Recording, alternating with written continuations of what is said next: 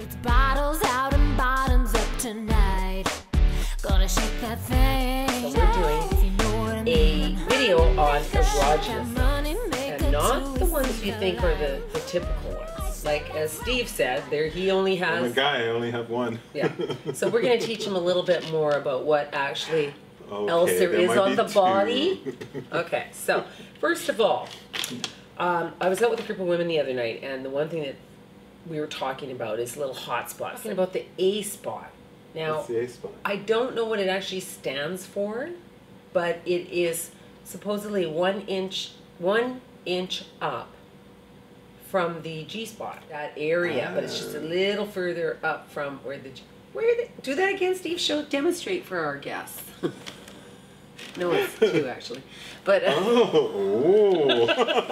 that's what I've been doing wrong. Yeah, it's 2. Okay.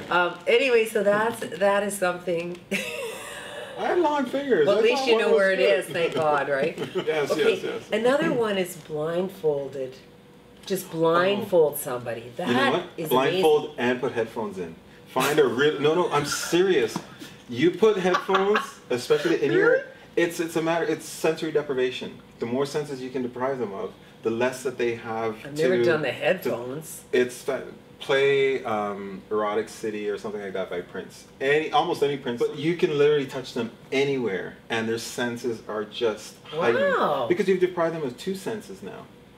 Right? Yeah, and the other ones are more heightened, right? Absolutely, absolutely. Well, another thing too that was had been brought to my attention from a few girlfriends of mine who have troubles having the release, so to speak, in certain positions or at all. There's a thing called the wedge, and it's not cheap. Like it's like. Oh, those foam things? Yeah, you can make one yourself, ridiculous. probably, right? Yeah, go to the foam shop, get them cut and put. But it's on sort of it's like an eraser from school, kind of like one of the, like shape like that. But it puts you into more of a pelvic tilt area or whatever. Well, that's all it's doing. You know what? A couple pillows propped on your bed can work. Yeah, but this is just puts the women into a different angle so that they're raised up. Yeah, exactly. But they're expensive. In your face, so to speak. That can bring out a different erogenous zone that you didn't know you had, or it might bring out a few. Or wasn't being exposed properly. Yeah. Yes, exactly. Right in this area is very.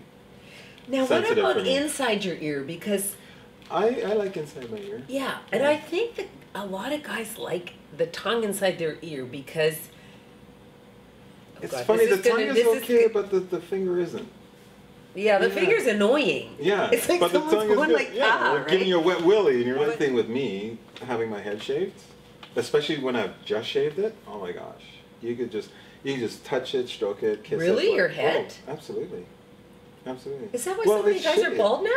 Quite a few years ago, I used to race on rollerblades, and just like swimmers, we would wax our legs so that if we ever bailed, your road rash is much more minimal. The very first time I waxed, that night I had the most erotic sleep I ever have, just from the sheets on my legs. I can see why you guys shave your legs. Like it's just, oh my God, that feeling was incredible. That's a really good point you brought that up, because if you don't have a lot of hair, I think that's why people get Brazilians and things like that, right? I mean, I guess it makes sense. Yeah. That you are going to be more sensitive to. Yeah. Well, that was to touch. Some people don't have sensitive nipples at all, and I know a lot of men do, and that was the one surprising thing for me. You just go like tweak, you know, like you're joking with them, and you tweak it, and it's like, oh my God, don't, you know. It's very orgasmic for a lot of men. It's much better with the tongue now. With the tongue? Much better.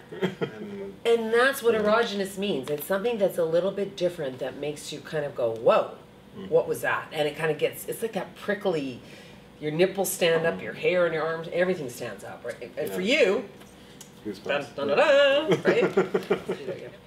Okay, so one thing that I find is good for women, maybe not so much guys, but heated lubricants, or just, it doesn't have to be a lubricant, just a little bit of a heated something around the areas. Warm to massage on?